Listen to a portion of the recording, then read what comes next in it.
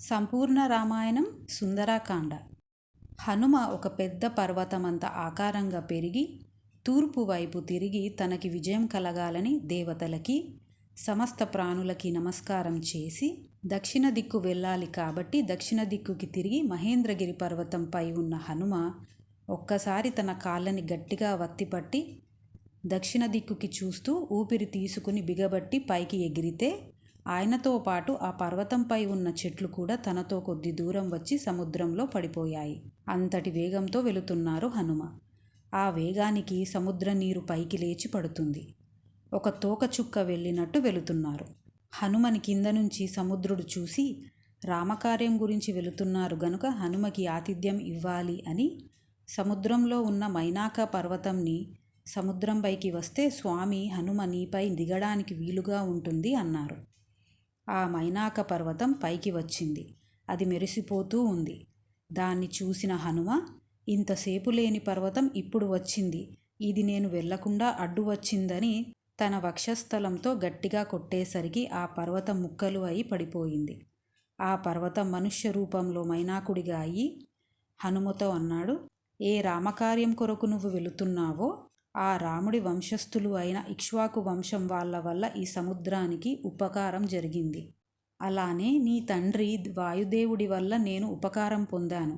కాబట్టి కొద్దిసేపు ఇక్కడ ఉండి కొంచెం తేనె తాగి విశ్రాంతి తీసుకుని వెళ్ళు. హనుమ ఒక్కసారి ఆ మైనాకుడిని ముట్టుకుని, నేను చాలా సంతోషించాను, నువ్వు ఆతిథ్యం ఇచ్చినట్టే నేను పుచ్చుకున్నట్టే, కోపం తెచ్చుకోకు, నేను చాలా ముఖ్యమైన పని మీద వెళుతున్నా, సూర్యాస్తమయం లోపట వెళ్ళాలి అని వెళుతున్నారు.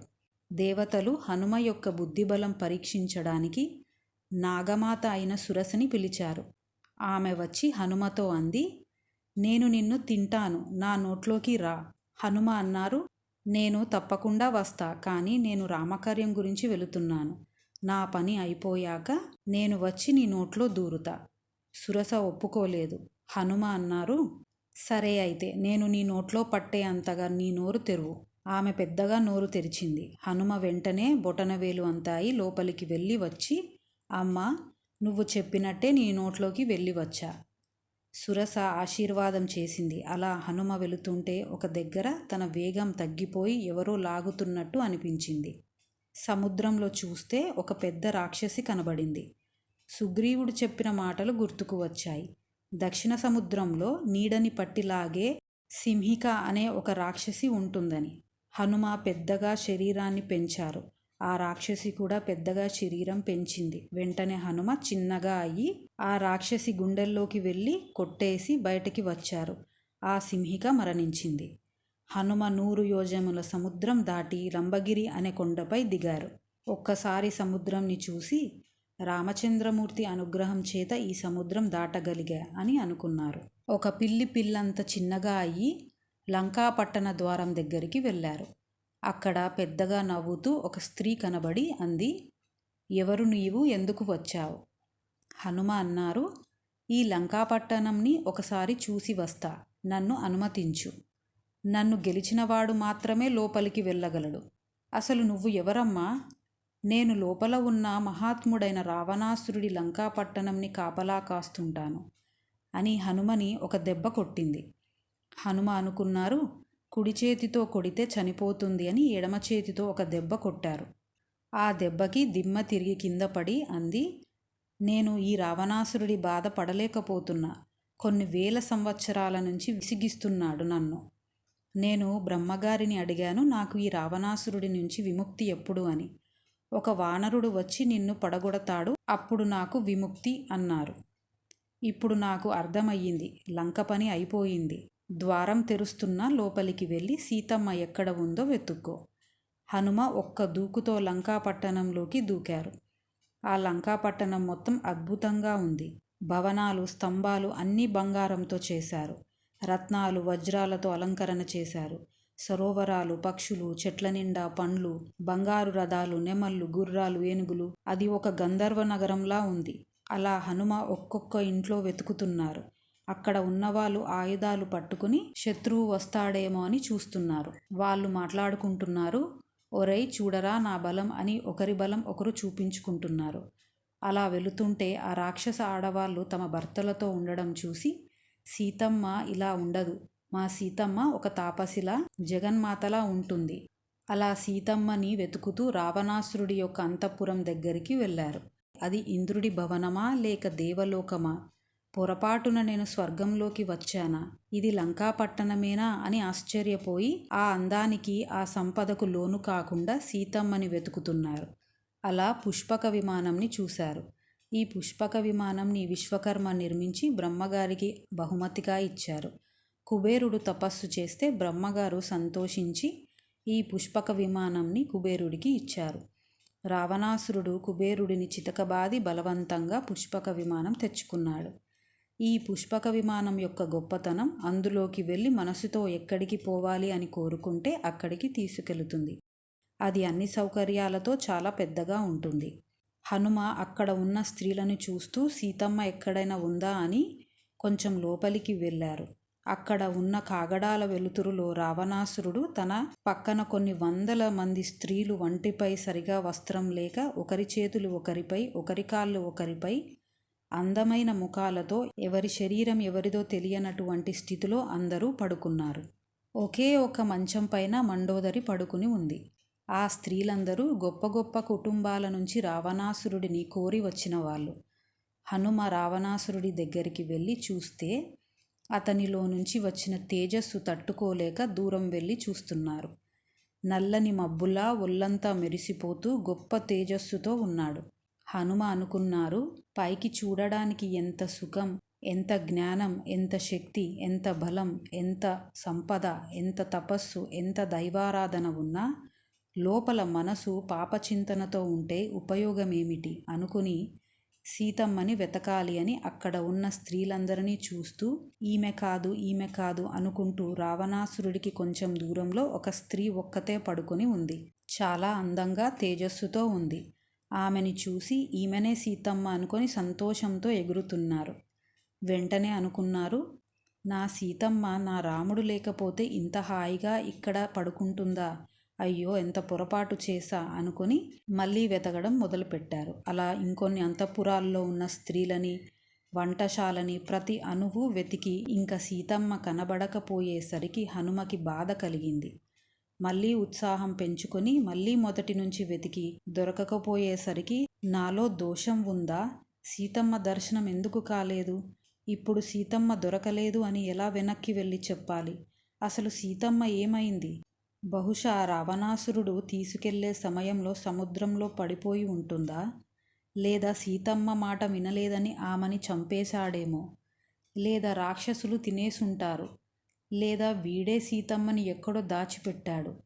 నేను వెనక్కి వెళ్ళను, ఇక్కడే అగ్నిలో దూకేస్తా, లేదా సముద్రంలో ప్రాణాలు విడిచేస్తా. ఇలా అనుకొని లేదు నేను ఇలా ఆలోచించకూడదు అని ఒక్కసారి రాముడిని, లక్ష్మణుడిని, సీతాదేవిని మరియు సమస్త దేవతలకి సీతమ్మ దర్శనం జరగాలని ప్రార్థన చేశారు.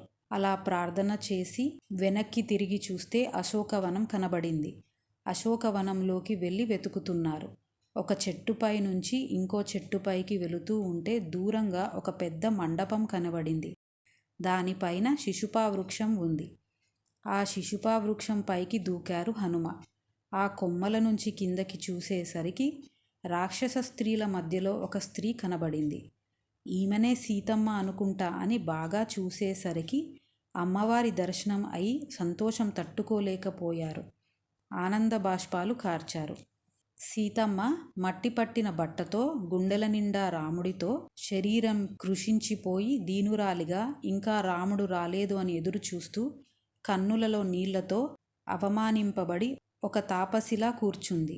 సీతమ్మని చూసి హనుమ అనుకున్నారు, ఇన్ని నెలలు సీతమ్మ లేకుండా రామచంద్రమూర్తి ఎలా ఉన్నారో. బహుశా రాముడి మనసు సీతమ్మ దగ్గర, సీతమ్మ మనసు రాముడి దగ్గర ఉంది. కాలాన్ని ఎవరూ దాటలేరు. సకల గుణాభి తల్లి, జనక మహారాజు గారి కూతురు, దశరథ మహారాజు గారి కోడలు, రామచంద్రమూర్తి భార్య. ఇలాంటి పరిస్థితిలో దిక్కులేని దానిలా ఒక చెట్టు కింద ఇన్ని నెలలుగా ఉంది. ఇంతలో తెల్లవారు బ్రహ్మముహూర్తం అవడంతో వేదాలు, మంగళ వాయిద్యాలు వినబడ్డాయి. హనుమ అనుకున్నారు, తెల్లవారుతుంది, ఇంకొద్ది సమయమే ఉంది. ఈలోపు రావణాసురుడు నిద్రలేచి తన బట్టలు సరిచేసుకుంటుంటే సీతమ్మ గుర్తుకు వచ్చి కామం కలిగింది. వెంటనే అశోకవనానికి బయలుదేరాడు. ఇది చూసి అక్కడ ఉన్న కొంతమంది స్త్రీలు రావణాసురుడి వెంట వెళుతున్నారు. రావణాసురుడు రావడం తెలుసుకున్న సీతమ్మ వెంటనే తన శరీరాన్ని చీరతో పూర్తిగా కప్పేసి కూర్చుంది. సీతమ్మని చూసి అన్నాడు, పిరికిదానా, ఇక్కడ ఎవరున్నారు? అందరూ రాక్షసులే. ఈ సముద్రం దాటి ఎవరూ రాలేరు. నన్ను ఎదురించేవారు ఎవరూ లేరు. ఇక్కడ తప్పు చేయడానికి భయపడతావేమిటి? నేను ఎంత ధర్మబద్ధంగా ఉంటానో తెలుసా? నాకు నచ్చిన వాళ్ళని తీసుకురావడం, నాదిగా అనుభవించడం ఇది రాక్షసుల ధర్మం. నేను నా ధర్మం నెరవేర్చాను. నువ్వు కనబడ్డావు, బాగున్నావు, ఎత్తుకొచ్చాను. నేనేదో తప్పు చేసినట్టు చూస్తావేమిటి? మనిషికి యవ్వనం కొంతకాలమే ఉంటుంది. నీ శరీరంలో యవ్వనం ఉంది కాబట్టి నేను కామించాను. నువ్వు ఇలానే చెట్టు కింద కూర్చొని ఉపవాసం తపస్సు చేస్తే కాలం గడిచిపోయి యవ్వనం పోతే నేను నిన్ను చూడను. సీత, నేను నిన్ను పొందాలి అనుకుంటే ఒక్క క్షణం, కానీ నేను నిన్ను పొందను. ఎందుకో తెలుసా? నాకో మర్యాద ఉంది. నీ అంత నువ్వు రావాలి నా దగ్గరకు. నేను బలవంతం చేయను. నేను అలాంటి పనులు చేయను అన్నాడు. రావణాసురుడు అబద్ధం చెబుతాడు. అసలైతే తనకు ఒక శాపం ఉంది. ఒకరోజు రావణాసురుడు రంభ చెయ్యి పట్టుకున్నాడు. ఆమె అంది, నేను నీకు కోడలని అవుతాను, నన్ను వదిలేయి.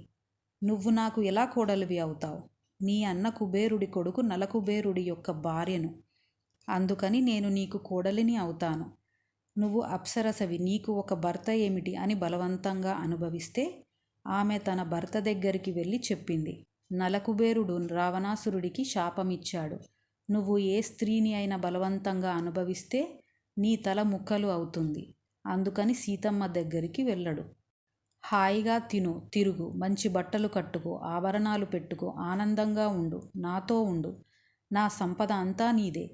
సీతమ్మ నవ్వి మధ్యలో ఒక గడ్డి పరక పెట్టి అంది, రావణ, నీ మనసు మార్చుకో.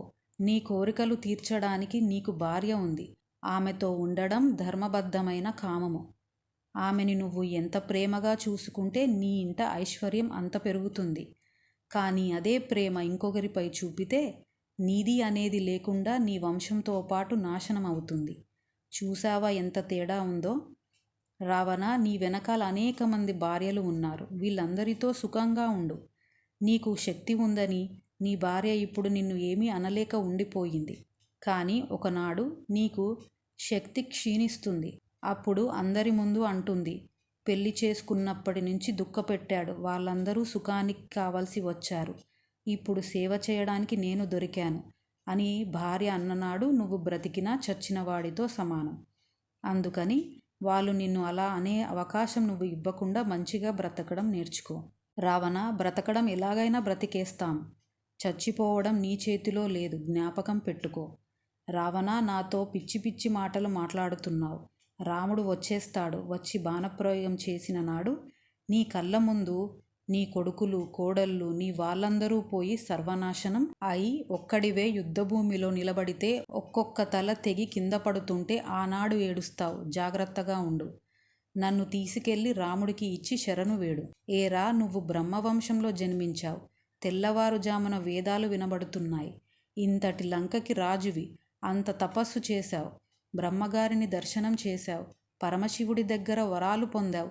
ఇంత గొప్పవాడని చెబుతావు. అసలు నాకు ఒక అనుమానం. ఈ ఊర్లో ధర్మం అంటే ఏమిటి అని చెప్పేవాళ్ళు లేరా? నువ్వు వినవా? బుద్ధి లేదా? నీకు వేదాలన్నీ తెలుసు. అన్నీ తెలిసి దాన్ని ఆచరణలో పెట్టని వాడు ప్రమాదకరమైన వ్యక్తి. ఏమీ తెలియకుండా తప్పు చేస్తే వాడిని భగవంతుడు క్షమిస్తాడు. కానీ అన్నీ తెలిసి తప్పు చేస్తే వాడికి క్షమాపణ లేదు. ఎక్కడొచ్చిందిరా నీలో తేడా? రావణుడికి చాలా కోపం వచ్చి అన్నాడు, నన్ను చూసి ఇంతమంది వెంటబడ్డారు. నీకు అన్నీ ఇస్తా అన్నా నాతో ఇంత అమర్యాదగా మాట్లాడుతున్నావు.